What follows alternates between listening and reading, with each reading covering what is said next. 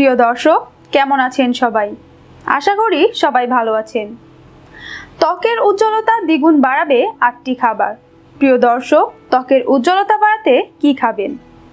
আমরা সবাই চাই যে অল্প বয়সে কপাল কুঁচকে যাওয়া, চোখের নিচে কালো দাগ পড়ে যাওয়া, ডার্ক সার্কেল হয়ে যাওয়া, চেহারা খসখসে হয়ে যাওয়া, চেহারা থেকে নূর চলে যাওয়া, এটা কিন্তু আমরা চাই না। আমরা সবাই চাই আমাদের চেহারা থাকুক উজ্জ্বল, সুন্দর, নির্মল এবং চোখের চারপাশ কালো দাগ মুক্ত। এগুলো যদি আপনাকে পেতে হয় তাহলে কি গাদা গাদা ক্রিম মুখে মাখাবেন? না, কখনোই এই কাজটা করতে যাবেন না। আর এটাই আমরা খুব বেশি করছি, এর ফল পাচ্ছি উল্টো। একটা কথা বলি, মানুষের চেহারার উজ্জ্বলতা কোনো ক্রিম বাড়াতে পারে না, এটা শুধুমাত্র খাদ্যাভ্যাসই বাড়াতে পারবে। এটা 100% সত্য যে এটা আগে আপনাকে বিশ্বাস করতে হবে। আর আপনি যদি ঠিক ওই খাবারগুলো খেতে পারেন তবে চেহারার উজ্জ্বলতা বাড়বে, এতে কোনো সন্দেহ নেই। যেমন শুরুতেই একটা কথা বলি, সকালের নাস্তায় তেলের পরিমাণটা কমিয়ে দিন। তেলের ব্যবহার যদি বেশি করেন, যেমন অনেকেই সকালবেলা ঘুম থেকে উঠেই নুডলস, পাস্তা, তেলে ভাজা পরোটা, একদম পরোটার ওপরে তেল চিটচিট করছে, কিংবা তেলের তৈরি বিভিন্ন ধরনের নাস্তা গ্রহণ করেন, এগুলো কিন্তু ত্বকের উজ্জ্বলতা নষ্ট করে। আপনি চেষ্টা করবেন সকালে ভালো খাবার খেতে। ভালো মানের প্রোটিন রয়েছে, ভালো মানের কার্ব রয়েছে এবং লাল আটার রুটি অর্থাৎ হোল গ্রিন, এগুলো খাবেন।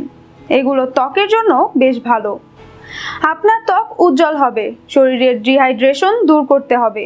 আর তেলের বদলে আপনি কিছুটা পরিমাণ ঘি অথবা বাটার কোকোনাট অয়েল যদি ব্যবহার করতে পারেন, অর্থাৎ আপনি সয়াবিন তেলের পরিবর্তে যদি এগুলো ব্যবহার করেন, তাহলে আপনার ত্বকে অসাধারণ উন্নতি দেখতে পাবেন। 1 মাস থেকে 2 মাস টানা আপনি সামান্য পরিমাণ ঘি দিয়ে পরোটা ভেজে খান। মনে রাখবেন, ঘিটা কিন্তু খুব বেশি পরিমাণে নয়। যেমন ডাক্তাররা বলেন সর্বোচ্চ দিনে 2 চামচ। তো আপনি যদি পরোটা ভেজে ঘিটা যদি খেতে চান, সেক্ষেত্রে মাথায় রাখতে হবে পরোটার মধ্যে আপনি 3টা পরোটায় 2 চামচের বেশি যেন ঘি ব্যবহার না করেন। ব্যাস এই পরিমাণ ঘি দিয়ে আপনি পরোটা খান। পচা তেল দিয়ে খেয়ে যে অপকার পেয়েছেন, শুধু ঘি দিয়ে ভেজে খাবার কারণে এখন আপনি এর থেকে বেশি উপকার পাবেন। আপনার চেহারার উজ্জ্বলতা অনেক গুণ বেড়ে যাবে।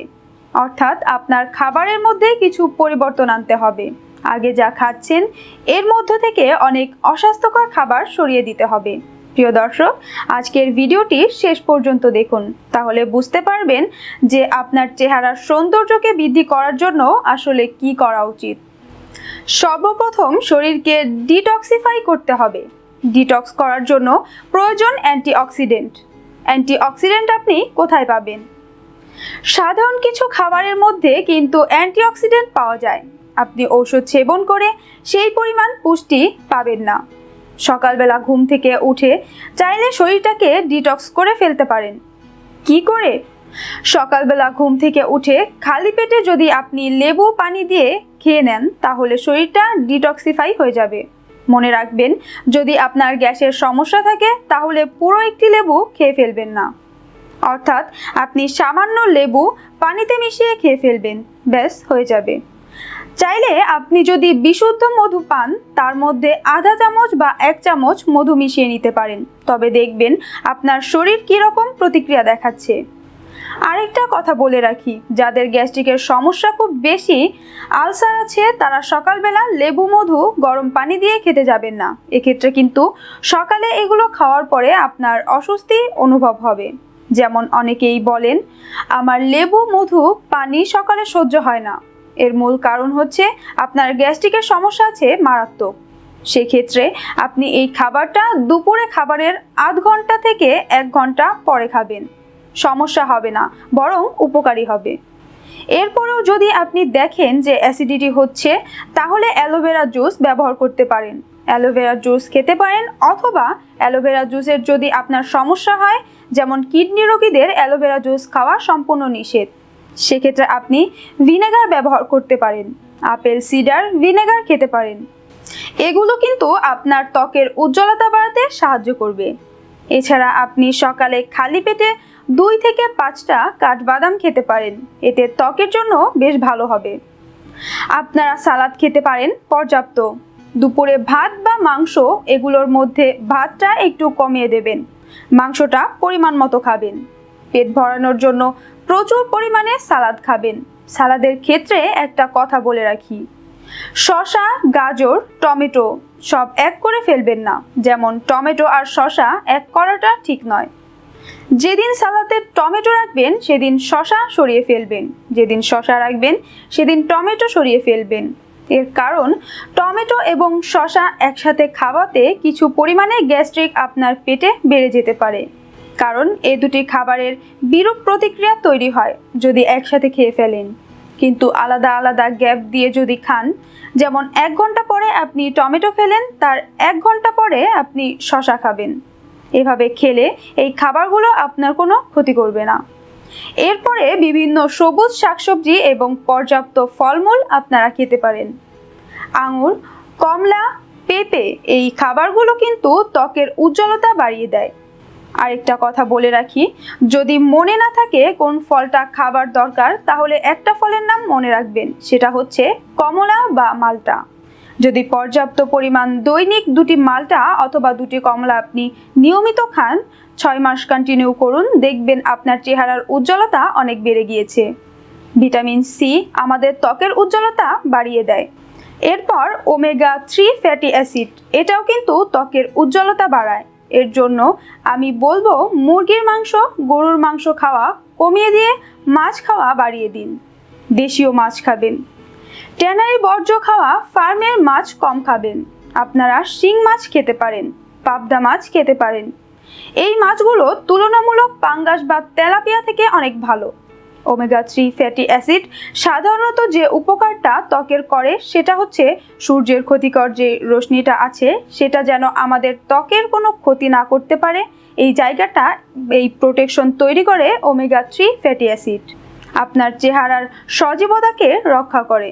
সূর্যের আলো আপনার চেহারার কোনো ক্ষতি করতে পারবে না যদি ওমেগা 3 ফ্যাটি অ্যাসিড আপনার শরীরে পর্যাপ্ত থাকে। আপনার স্কিনের জন্য এটা অনেক গুরুত্বপূর্ণ। খেতে পারেন তিসির তেল বা কোনাল অয়েল, এগুলো সাধারণত আমাদের দেশে খুব একটা প্রচলিত নয়, তবে আপনি চাইলে খেতে পারেন। একজন ডাক্তার বা ফুড নিউট্রিশনের পরামর্শ নিয়ে খাবেন।